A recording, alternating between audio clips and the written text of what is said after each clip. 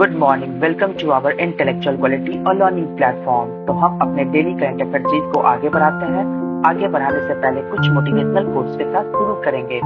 एक नया दिन नई ताकत और नए विचार के साथ आता है, इसलिए जब हम फेल्योर के करीब होते हैं या फेल्योर होते हैं तो हमें अपनी शुरुआत एक नए तरीके से करनी होगी, जिससे सफलता के करीब जा सके। और फेल्योर से घबराइए मत, क्योंकि फेल्योर ही हमें सक्सेस दिलाएगा। और इसलिए एक नए सोच के साथ आगे बढ़िए और हम अपने इस डेली करंट अफेयर सीरीज को आगे बढ़ाते हैं।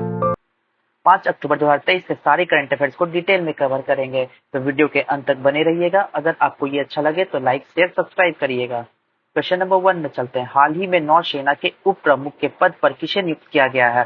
तुम्हारा राइट आंसर हो जाएगा तरुण सोबती। तरुण सोबती को अभी हाल ही में उप प्रमुख के पद पर नियुक्त किया गया है, deputy chief of the navy. तो ये है तरुण सोबती जी, जिनको अपॉइंट किया गया है as a deputy chief of the navy के रूप में। वाइस एडमिरल तरुण सोबती ने भारतीय नौसेना के उप प्रमुख का पदभार संभाल लिया है। ये किसको रिमूव किए हैं, किसको हटाकर बने हैं? तो वाइस एडमिरल संजय महेंद्रू जी को का स्थान लिए हैं, जो 38 साल के शानदार करियर के बाद 30 सितंबर 2023 को सेवानिवृत्त हो गए हैं। तो इस क्वेश्चन का आंसर क्या है? तो हमारा एडमिरल तरुण सोबती जी, जिन्हें अभी vice chief of Indian navy बनाया गया है।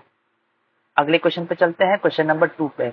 हाल ही में चीन के BRI बेल्ट रोड इनिशिएटिव के तहत दक्षिण पूर्व एशिया की पहली हाई स्पीड रेल, जिसका नाम वुश रखा गया है, वो कहाँ लॉन्च की गई है? तो हमारा राइट आंसर हो जाएगा इंडोनेशिया। इंडोनेशिया में पहली हाई स्पीड रेल वुश का इनॉग्रेशन किया गया है। तो ये देखिए, आपको नजर आ रहा होगा कि ये है वो हाई स्पीड रेलवे, जिसका नाम वुश के नाम पे रखा गया है। तो आगे मैं इसके बारे में डिटेल में बताता हूँ। देखिए, इंडोनेशिया के राष्ट्रपति जोको विडोडो ने दक्षिण पूर्व एशिया की पहली हाई स्पीड रेलवे वुश का आधिकारिक उद्घाटन किया है।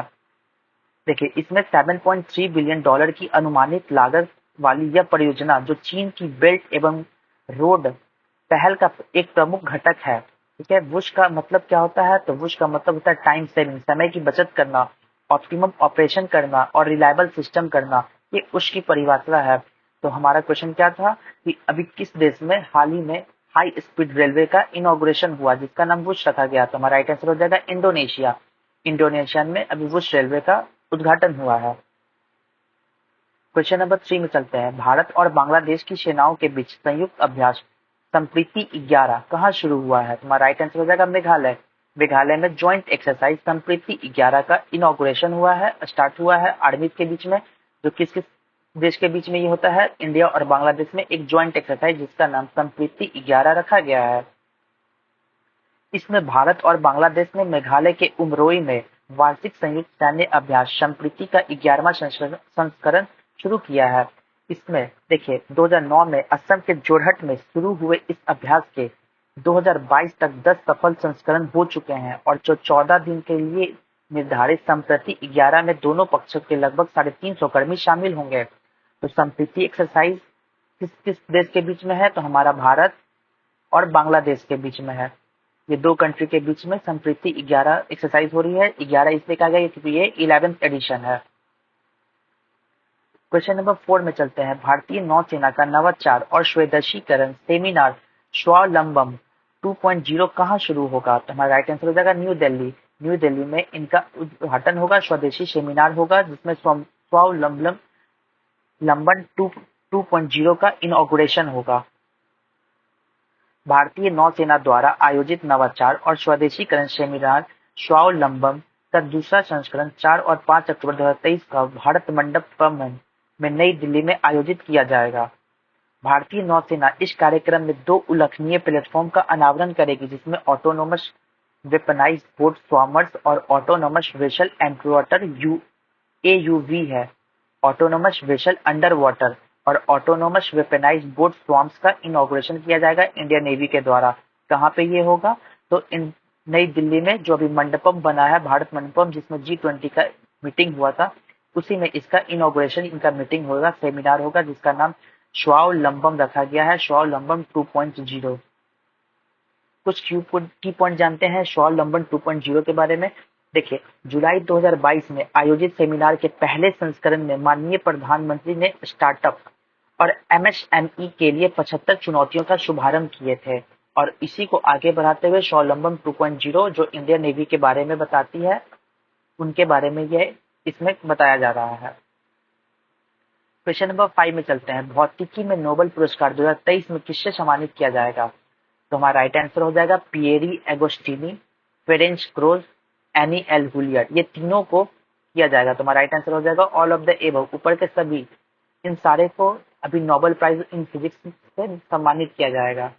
तो देखिए ये तीनों है, ये है पियरी एगोस्टिनी, ये है फेरेंस क्रॉस और ये है एन एल हुलियर। इनको फिजिक्स नोबेल प्राइज 2023 का दिया जाएगा। Royal Swedish academy of sciences ने भौतिकी में नोबेल पुरस्कार 2023 के लिए पियरे एगोस्टोनी, फेरेंस क्रॉस और एनी एल हुलियर को चुना है। उन्होंने सामग्रियों में इलेक्ट्रॉन गतिशीलता का अध्ययन करने के लिए प्रयोगात्मक तरीकों के लिए प्रकाश की एटोसेकेंड दालों में उत्पन्न की है। देखिए, he has generated attosecond pulses of light for experimental method to study electrons mobility in materials. इसमें इन लोगों ने इस चीज का खोज किया है, किनका? तो एटोसेकेंड प्लस का। तो इनके लिए इनको सम्मानित किया जाएगा नोबेल प्राइज इन फिजिक्स के क्षेत्र में। देखिए, नोबेल प्राइज फॉर फिजिक्स, इसका ऐतिहासिक भाग में चलते हैं। चंद्रशेखर वेंकट रमन, जिसको हम सीवी रमन के नाम से जानते हैं, CV Raman was an Indian physicist है हु वॉन, जिन्होंने 1930 में एक नोबेल प्राइज जीते थे फिजिक्स के क्षेत्र में। 1947 में भारत की आजादी के बाद नई सरकार द्वारा उन्हें पहला राष्ट्रीय प्रोफेसर नियुक्त किया और एक साल बाद उन्हें बेंगलोर में रमन रिसर्च इंस्टीट्यूट की स्थापना की और 1970 में उनकी मृत्यु तक वे वही काम करते रह गए। ये जो सीवी रमन जी है, इनको फादर ऑफ इंडियन फिजिक्स भी कहा जाता है और इन्हें नोबेल प्राइज दिया गया था फिजिक्स के क्षेत्र में, चंद्रशेखर वी वेंकटन रमन जी को, सीवी रमन को। क्वेश्चन नंबर 6 में चलते हैं। हाल ही में किस राज्य ने स्वच्छ भारत मिशन चरण 2 के तहत 100% ओडीएफ प्लस कवरेज हासिल किया है? तुम्हारा राइट आंसर हो जाएगा उत्तर प्रदेश। उत्तर प्रदेश जिले ने अभी हाल ही में 100% ओडीएफ प्लस कवरेज को हासिल किया है। स्वच्छता ही सेवा है, इसके अकॉर्डिंग हमारा जो उत्तर प्रदेश है ये 100% ओडीएफ प्लस को कवर किया है। देखिए, भारत के सबसे अधिक आबादी वाले राज्य उत्तर प्रदेश ने अपने 95,767 गांवों में 100% खुले में शौच मुक्त, जिसे ओडीएफ के नाम से जानते हैं, प्लस का दर्जा प्राप्त करके एक उल्लेखनीय उपलब्धि हासिल की है। ओपन डिफेक्शन फ्री ओडीएफ का फुल फॉर्म है खुले में शौच मुक्त। देखिए, इसमें 100% की यह उपलब्धि चल रहे स्वच्छता ही सेवा एसएचएस 2023 अभियान के द्वारा चिन्हित की गई है। स्वच्छ भारत मिशन ग्रामीण पेयजल एवं स्वच्छता विभाग जल शक्ति मंत्रालय के तहत प्रति वर्ष 15 सितंबर से 2 अक्टूबर तक एसएचएस, जिसका मतलब है स्वच्छता ही सेवा है, मनाया जाता है। इस वर्ष अब तक लगभग 88 लाख लोगों ने बड़े पैमाने पर जुटान और श्रमदान में भाग लिया, जिससे ओडीएफ प्लस स्थिति की उपलब्धि में तेजी आई है। जो स्वच्छ खुले में शौच मुक्त जो है वो अभियान चलाया जा रहा है और उत्तर प्रदेश ये 100% अचीवमेंट को हासिल कर लिया है। क्वेश्चन नंबर 7 में चलते हैं। हाल ही में 2023 का सबसे मूल्यवान भारतीय ब्रांड कौन बन गया है? तो हमारा राइट आंसर हो जाएगा टाटा कंसल्टेंसी सर्विस। टीसीएस अभी 2023 में सबसे मूल्यवान भारतीय ब्रांड बन चुका है। टाटा कंसल्टेंसी सर्विसेज ने डिजिटल परिवर्तन की वैश्विक मांग का लाभ उठाते हुए $43 बिलियन के ब्रांड मूल्य के साथ लगातार दूसरे भारत के सबसे मूल्यवान ब्रांड के रूप में अपना शीर्ष स्थान बरकरार रखा है। टाटा समूह ने पिछले 2 वर्षों में एक उल्लेखनीय रणनीतिक परिवर्तन किया है। अपने विविध पोर्टफोलियो में डिजिटलीकरण और प्रौद्योगिकी का लाभ उठाया है। तो कौन वो आंसर होगा हमारा? तो टाटा कंसल्टेंसी सर्विस, जो इंडिया का मोस्ट वैल्यूएबल ब्रांड बन चुका है लगातार दूसरी बार। इनका ब्रांड वैल्यू कितना है? तो $43 बिलियन है। तो अपने क्वेश्चन नंबर 8 में चलते हैं। हाल ही में देश के पहले कार्टोग्राफिक संग्रहालय का उद्घाटन किस राज्य में किया गया है? तो हमारा राइट आंसर हो जाएगा उत्तराखंड। उत्तराखंड राज्य में कार्टोग्राफिक म्यूजियम का इनॉग्रेशन किया गया है। कार्टोग्राफी का मतलब होता है related to map, related to map, map से संबंधित। चलिए जानते हैं क्या है। तो देखिए, ये है, आप फिगर से समझ रहे हैं कि मैप से रिलेटेड म्यूजियम को इनॉग्रेट उत्तराखंड में किया गया है। तो किसके द्वारा किया गया है आपको बताते हैं। उत्तराखंड के पर्यटन और संस्कृति मंत्री सतपाल महाराज जी के द्वारा उत्तराखंड में शुभ सुरमय शहर मसूरी में जॉर्ज एवरेस्ट कार्टोग्राफी संग्रहालय का उद्घाटन किया गया है। कार्टोग्राफी खोज करने और मानचित्र बनाने के बारे में यह वास्तविक या काल्पनिक स्थानों को दिखाने के लिए विज्ञान, कला और तकनीकी कौशल का उपयोग करता है, जिसमें हमें यह समझने में मदद मिलता है कि चीजें कहाँ स्थित है। यानी कि हम लोग मैप के थ्रू लोकेशन को सर्च कर सकते हैं कि हमें जाना कहाँ है। तो ये कहाँ पे हुआ है, तो उत्तराखंड में हुआ है। किसके द्वारा चलाया गया है, तो सतपाल महाराज जी के द्वारा। उत्तराखंड के देखिए जॉर्ज एवरेस्ट कार्टोग्राफी म्यूजियम कहाँ पे है, तो टाउन ऑफ मसूरी, मसूरी में है। ठीक है, क्वेश्चन नंबर 9 में चलते हैं। एचपी ने भारत में क्रोम बुक के निर्माण के लिए किसके साथ सहयोग किया है, तुम्हारा राइट आंसर हो जाएगा गूगल के साथ। गूगल के साथ अभी हाल ही में एचपी ने भारत में क्रोम बुक का निर्माण करने के लिए साझेदारी की है। सरकार की मेक इन इंडिया पहल के समर्थन में एचपी और गूगल ने भारतीय को क्रोम बुक के निर्माण के लिए साझेदारी की है। इसमें एचपी और क्रोमबुक का उत्पादन शुरू हो जाएगा और यह भारत में मुख्य रूप से शिक्षा क्षेत्र से किफायती पीसी की मांग को पूरा करेगा, जिसकी मांग अभी बढ़ रही है। एचपी क्रोमबुक्स ने किसके साथ समझौता किया है, तो गूगल के साथ समझौता किया है, ताकि जो हमारा इंडिया है उस गवर्नमेंट ने मेक इन इंडिया इनिशिएटिव लिया है उसको अचीव कर सके। अचीवमेंट के लिए एचपी और गूगल आपस में साझेदारी किए हैं। क्वेश्चन नंबर 10 में चलते हैं। Vaccine R21 has been discussed matrix related to which disease? Vaccine R21/R21 की चर्चा मैट्रिक्स किस बीमारी से संबंधित है, तुम्हारा राइट आंसर हो जाएगा मलेरिया। मलेरिया से यह बीमारी संबंधित है। ये हमारा डेली करंट अफेयर्स का लास्ट क्वेश्चन था, इसको डिटेल में कवर करते हैं। परीक्षणों से पता चला है कि ऑक्सफोर्ड यूनिवर्सिटी द्वारा सीरम इंस्टीट्यूट ऑफ इंडिया के साथ मिलकर विकसित किया गया ये R21 मैट्रिक्स वैक्सीन मलेरिया का 75% तक कम करता है और इसका निर्माण सस्ते में और बड़े पैमाने पर किया जा सकता है।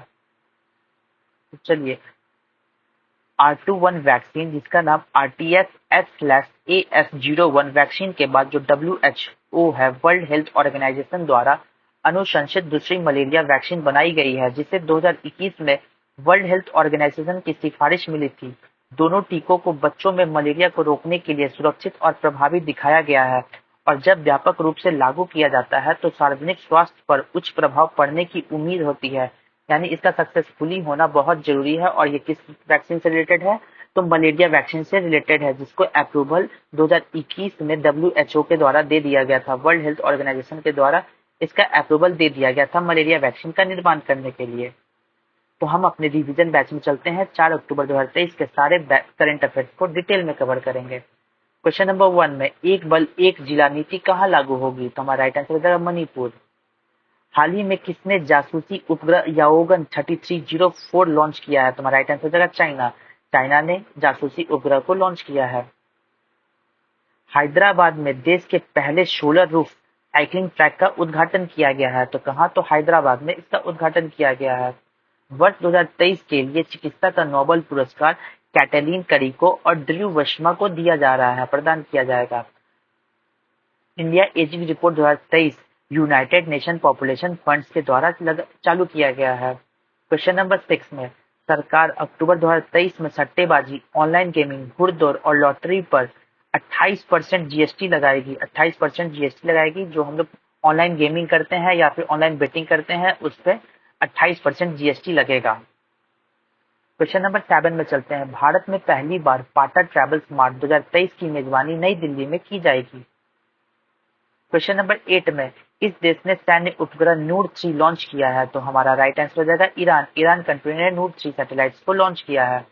क्वेश्चन नंबर 9 एशिया खेलों में पुरुष की 3000 मीटर स्टेपल चेज में स्वर्ण पदक जीतने वाले पहले भारतीय कौन है, तो हमारा राइट आंसर हो जाएगा अविनाश मुकुंद साबले। जो अभी एशियन गेम्स चल रही है चाइना के हांगझाऊ में, उसमें इन्होंने 3000 मीटर स्टीपल चेज में स्वर्ण पदक जीतकर हमारे भारत को गौरवान्वित किया है। क्वेश्चन नंबर 10 आखिरी क्वेश्चन। भारत ने पाकिस्तान को हराकर साफ अंडर 19 फुटबॉल चैंपियनशिप का खिताब जीता है, तो भारत ने किसको हराया, तो साफ हरा दिया है। किसको, पाकिस्तान को हरा दिया है। तो Pakistan. Questions of the day में चलते हैं। तो आज का क्वेश्चन है which one country provides a single citizenship policy, कौन सा देश एकल नागरिकता नीति प्रदान करता है। हमारा option A Pakistan, option B Nepal, option C Canada या option D all of the above, या तीनों होगा। आपको आंसर कमेंट बॉक्स में देना है। तो thank you so much guys. अगर आपको ये वीडियो अच्छी लगी हो तो इसे लाइक शेयर सब्सक्राइब करिएगा और टेलीग्राम चैनल पे जुड़ना नहीं भूलिएगा, क्योंकि यहाँ पे आपको सारे पीडीएफ प्रोवाइड किए जाते हैं। जय हिंद, जय भारत।